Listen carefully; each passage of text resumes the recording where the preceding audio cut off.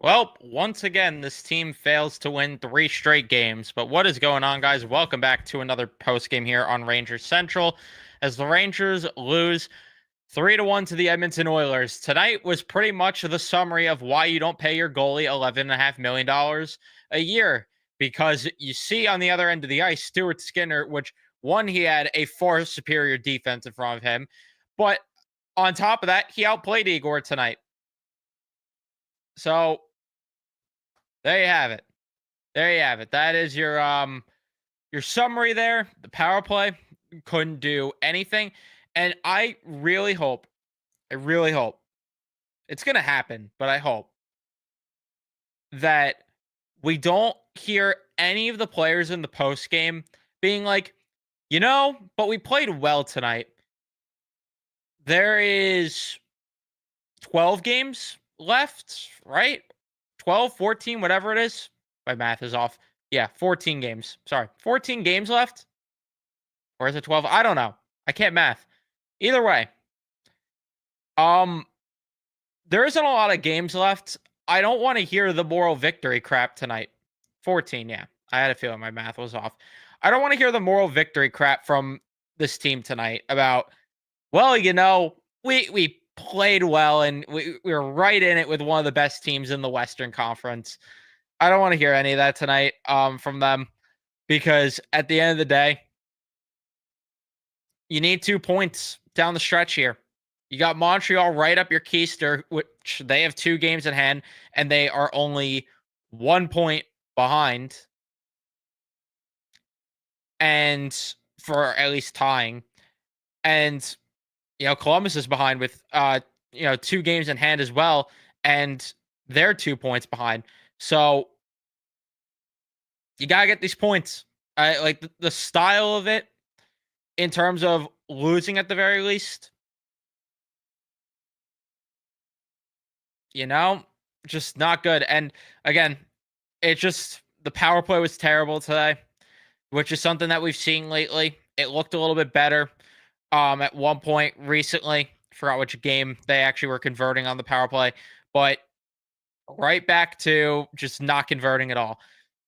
You had that Will Cooley goal, getting to the net, crashing it. Outside of that, they generated chances at points, but not enough. I mean, a lot of it was one and done. They were making the extra pass way too much when they were in the offensive zone, getting pressure, especially in that third period where, again, they were getting the pressure at points, but making the extra pass because the passing and the puck movement tonight was the biggest reason they lost this game. Just completely unable to move the puck out of their own end, completely unable to move the puck through the neutral zone. And don't get me wrong, Edmonton played unbelievable in the neutral zone. I don't want to take that away from them. But if you want to show that you're going to actually do anything in the playoffs, you didn't help your case tonight. And when I heard them say that Chytil was going for 50 goals tonight, I wanted to puke because you look at the top 2 Rangers goal scorers and you just see Panarin at 29 and then Trocheck at 20. So those two combined have the same amount of goals as Leon Draisaitl. And I get Draisaitl's one of the premier talents in the NHL, but it just made me want to vomit just thinking about how why can't we just have something like that for once in our damn lives? What else is there? I mean, the defensive play just putrid. Just putrid. I just don't understand why this team is incapable of covering the slot. I just don't understand it. But really a lot of it was the poor puck moving up the ice. You have Chris Kreider just making numerous blind passes.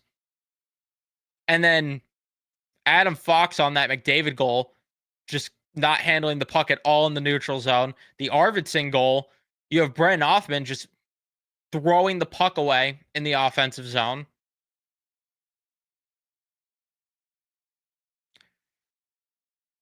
Just very sloppy with the puck tonight. And I don't I really hope that they are aware that they don't have someone good enough to play with Adam Fox right now. Now, again, I'm not letting Fox off the hook tonight, but Euro Vakanainen, not it. Really is not it at all. And that Arvidsson goal, Igor cannot let that in. He just can't. It just can't happen at all.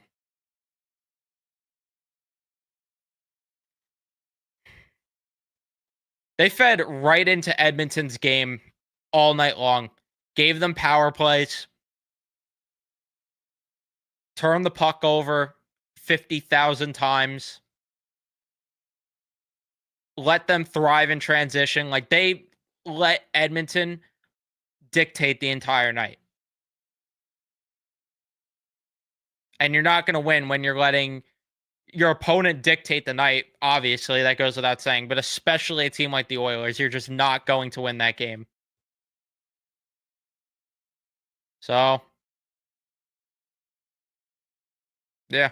Um Leave a like on your way in if you haven't already. Subscribe, turn on your notifications, all that stuff. If you're listening to the audio version, that's what I was going to say. I lost my train of thought there. If you're listening to the audio version, give it a 5-star rating and review. I would appreciate that. You could listen to me on Apple Podcasts, Spotify, whatever your podcasting platform is. Go ahead, give a rating and review. Like I said, that would mean the world to me if you do listen to the audio version.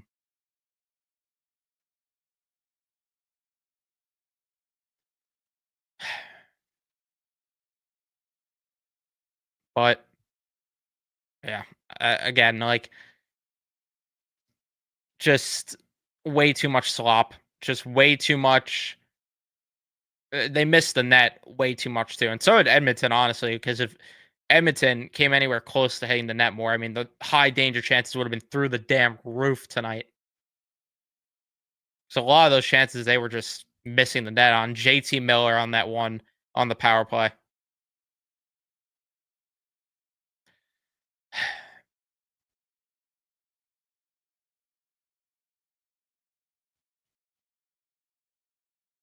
And I mean, this is another thing that JT Miller's been taking a lot of dumb penalties lately. I've not been thrilled with his play over the past few days. Like there are moments obviously in each game where you're like, yeah, this is the guy they trade for, but then he does stuff like that so much. And I mean, I think this is fair to say that he's been mid the past few games when they need him the most right now. They need him to be way better than this if they want to make the playoffs.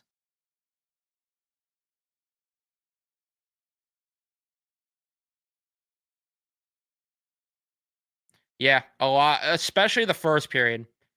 The turnovers in the first period, especially, it happened all night long, but I think I said out loud, maybe like, and I'm not exaggerating, like 15 times I might have called out a turnover watching this game in the first period alone.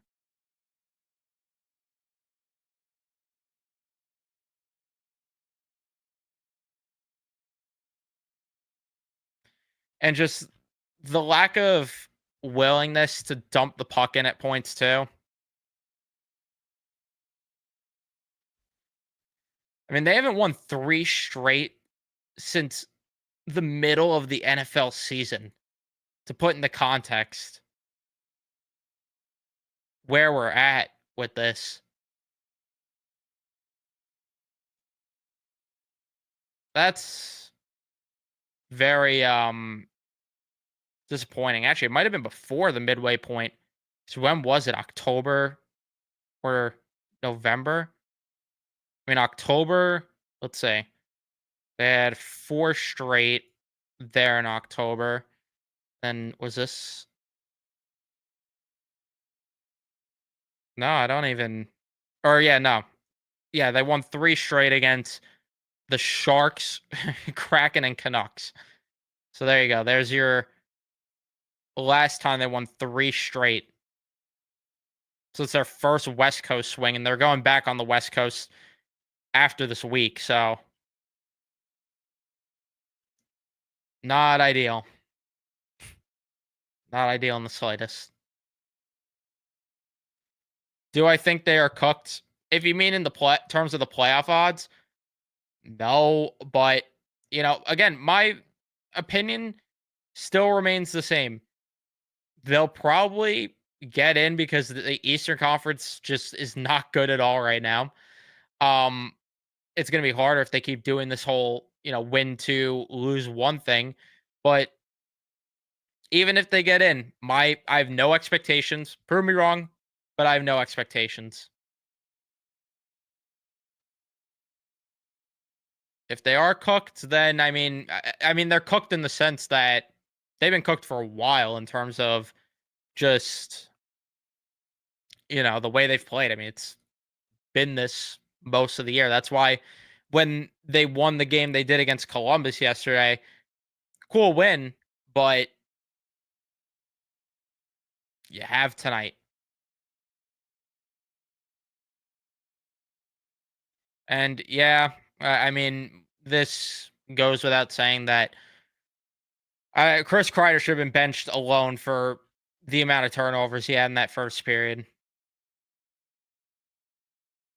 Everyone has games in hand, um, and are only 1 or 2 points behind the Rangers. Keep shooting themselves in the foot because they can't gain ground.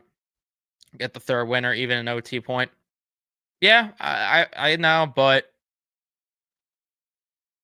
it really depends. Let's see the strength of schedules for the NHL because that could determine things here. So the Rangers have the 12th most difficult schedule. Columbus is 8th. Montreal is 17th. And who else is really in that mix? I guess Detroit, who has they have the toughest schedule remaining. So I don't know because when you see games coming up against teams like the Ducks and Sharks, I mean, you gotta think they get one win here in this homestand. I mean, if they don't win a game this homestand, then it's over. But um, I don't know. I just feel like they're still gonna find their way in, and that's not me saying that I feel like they're great. And like I'm not saying it with confidence and my chest out, but I don't know. I just get this gut feeling they're gonna find their way in.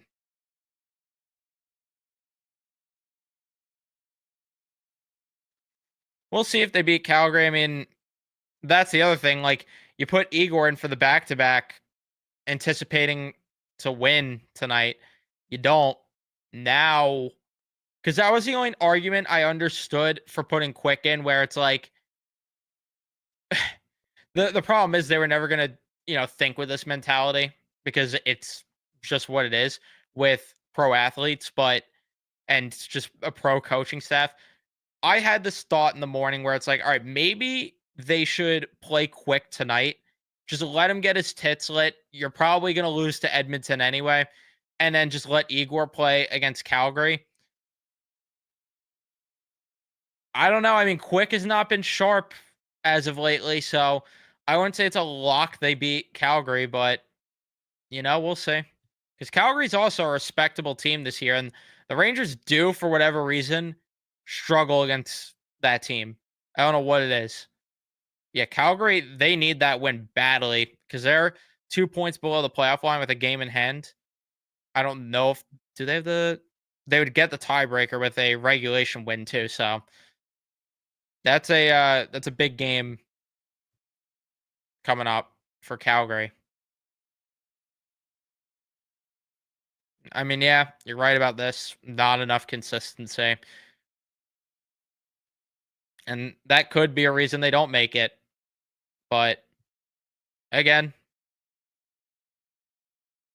if they make it, they make it. If they don't, they don't. Like I truthfully, I have no strong feeling one way or the other. If they make it, it is what it is. If they don't, it is what it is. Because if they get into the playoffs again, zero expectations. So I'm indifferent. Yeah, we touched a little bit on this before that, and I agree with this. That Othman has definitely been underwhelming, which I don't mind him playing because of the fact that who else are you playing? Two, the season's just what it is. But yeah, he's definitely been underwhelming, and you know, it's fine. It's fine. I won't say it. I won't say it. I'll bite my tongue on it.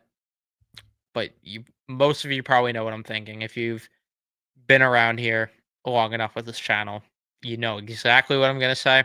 So there's no point even saying it. Do I want the coach gone after the season? Yes, because the man-on-man defensive system is atrocious. So I want him gone. I think the GM needs to go. Will it happen? Probably not. Probably not. But I think that I think they need to gut a lot. They have a lot to gut out here.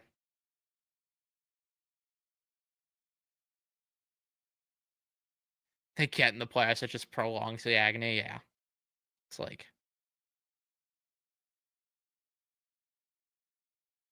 the yeah. I mean, this is exactly what I was going to say. Well, pretty much. I was going to say they could have moved him at the deadline last year to get additional help. But yeah, this is my thought that they held on to him and then they're burying him on the third and fourth line as well. So again, where's the consistency? It just makes no sense at all. Just doesn't.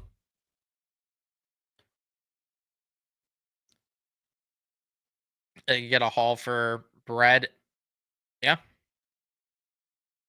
I mean, I agree that I think they need to fully finish demolishing the core. What am I drinking? A the Mountain Valley water.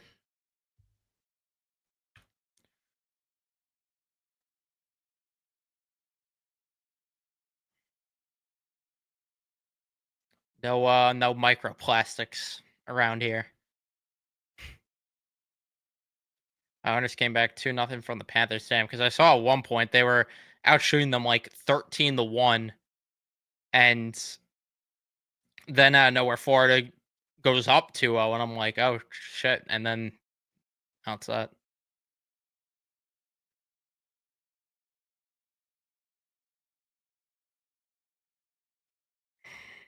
Yeah, and this is why in the playoffs it's a struggle for him.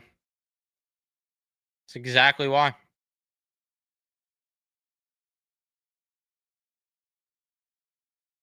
It's just the same stuff there.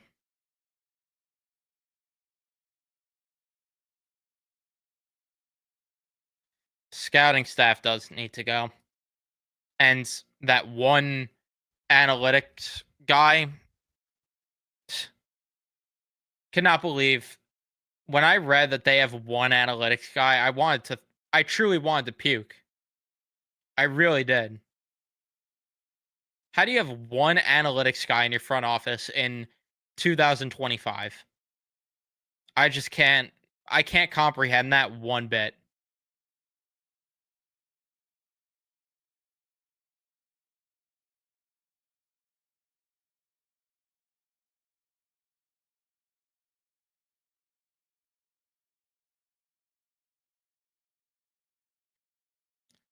I agree with this. So they could try Mika back in the one-time spot on the power play. Is it going to work? I don't know, but you might as well try something. Yeah, surprisingly, it surprised me that they did have one, but I also wanted to vomit that it's only one guy. And clearly he's not good enough at what he's doing. Who should the Rangers go after this offseason? I gotta see how things shape out.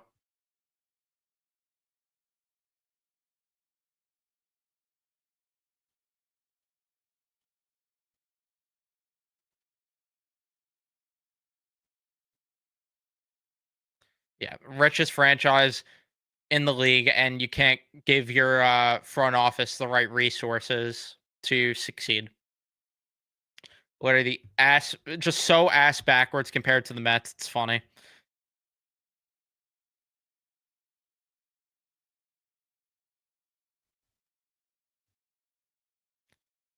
Yeah, I don't get it either.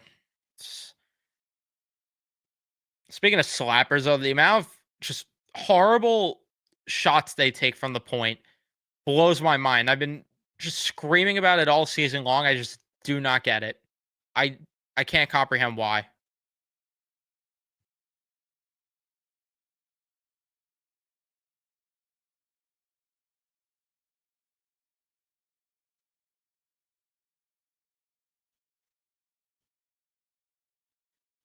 Let's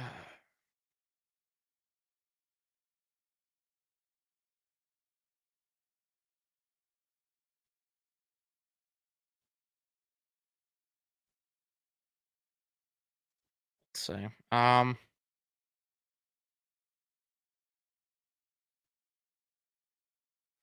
I didn't say they played terrible tonight, but and I did say Edmonton is the better team, but way too many mistakes. Way too many.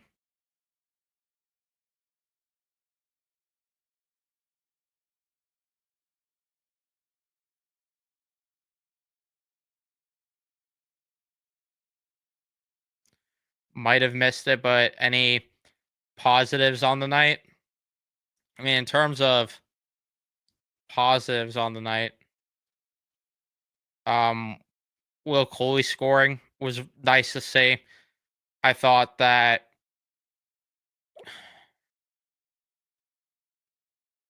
trying to like really even think honestly. I mean, it's not like they played terrible throughout the full 60. Like there were points where I liked their game. It's just that again, like they were getting offensive pressure at points, just making way too many extra passes or getting too sloppy with the puck in the third period, especially.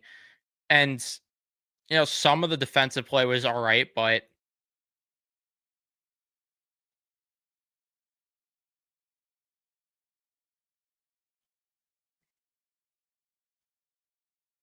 again, like there was just a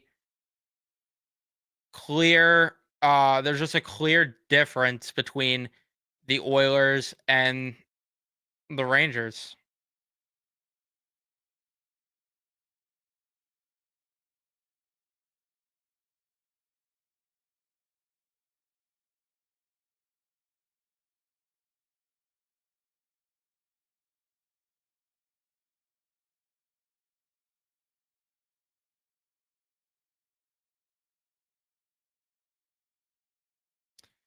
Yeah, that's beating a dead horse here at this point. I'm not saying like it's a problem that you're saying it, but it's just like it's exhausting that it's the case because I agree. And meanwhile, you have Joe Micheletti. Well, they got to find Kreider. That the deflection work is magic. It's not 2022, man. It's just not. Thoughts on how Igor played? He was okay, but not good enough to get the win.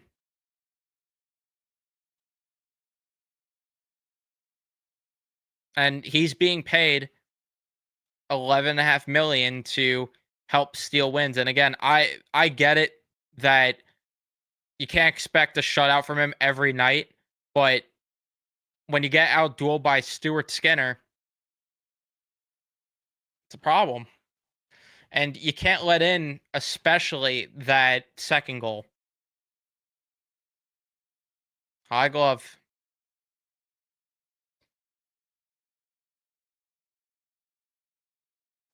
Thank you for the $2 here.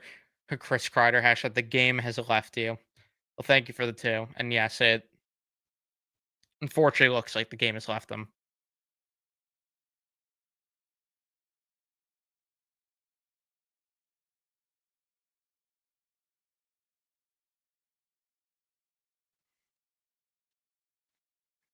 Kaliev is hurt right now, Robbie. That's why. That's why he hasn't played. He's on the IR for the rest of the year, I believe. If I'm not mistaken, he is.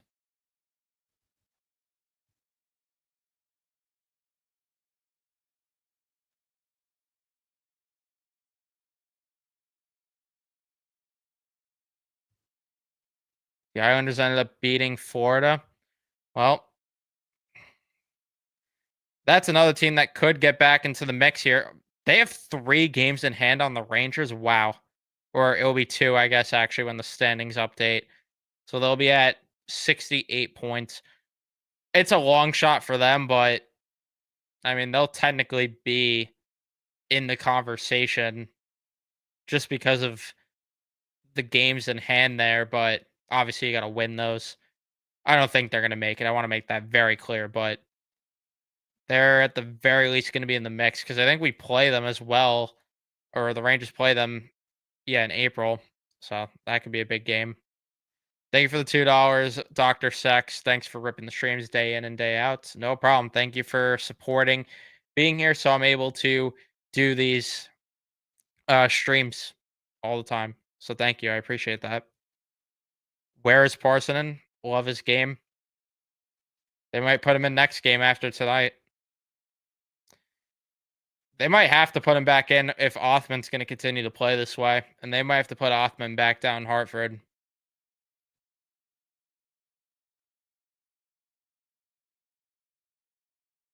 Yeah, I didn't bring this up yet, but when I saw that last night, that genuinely upset me. It really that really hurt to watch Chytil go down again, and he's got to probably just end his career at this point. He's back in concussion protocol.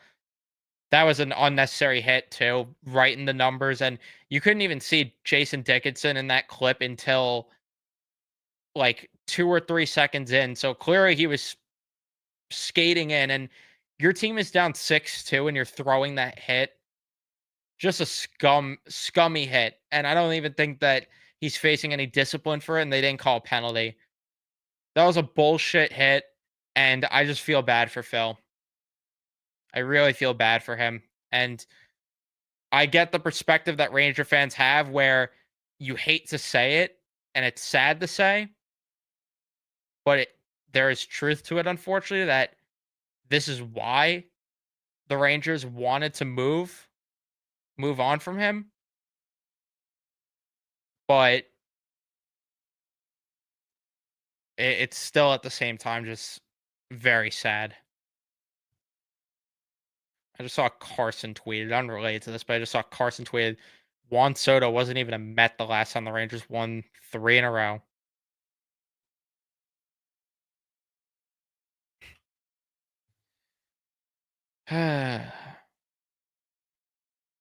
Wonderful.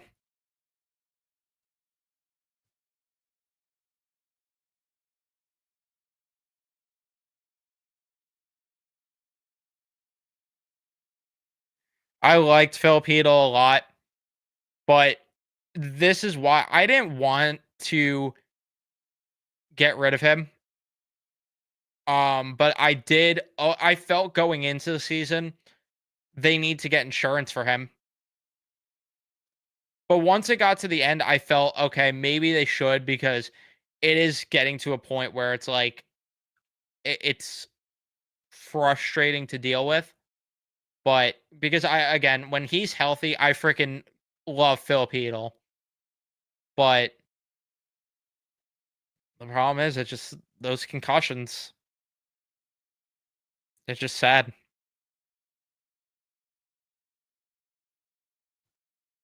Really is. Because he could like truthfully without injuries too, because you have to keep in mind how much of a mental toll it takes on him and how much he has to like adapt his game to the fact where he's just always got to have in the back of his mind that he could just get lit up at any moment. And with the limited ice time he got, he really could have been a consistent 50 to 60 point guy. And on that contract he was on, if he was healthy, putting up 50, 60 points a year, I think every Ranger fan would have freaking loved that. And he would have just been the perfect middle six center for this team. But it's just unfortunately the way that it is with him. And maybe the ceiling was even higher if he was able to just be healthy, like no concussions in a perfect world where he didn't have any concussions at all. Maybe there is a world where he does go north of 60 points at one point in his career, but sadly, that's not going to be the case. And yeah, I mean, he needs to retire. He's 25 and has had what, this could be a sixth concussion now.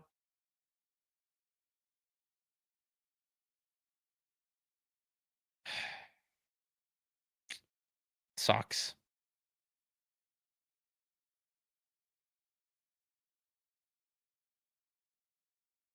Yeah, here's another fun one. The Rangers won 3 straight games during the opening week of college basketball, which ended today. That's great. All right. I'm going to wrap up the stream here, guys. Thank you, everyone, for tuning in and watching. Leave a like if you enjoyed, subscribe, turn on your notifications so you know I upload or go live, and I'll see you guys in the next one.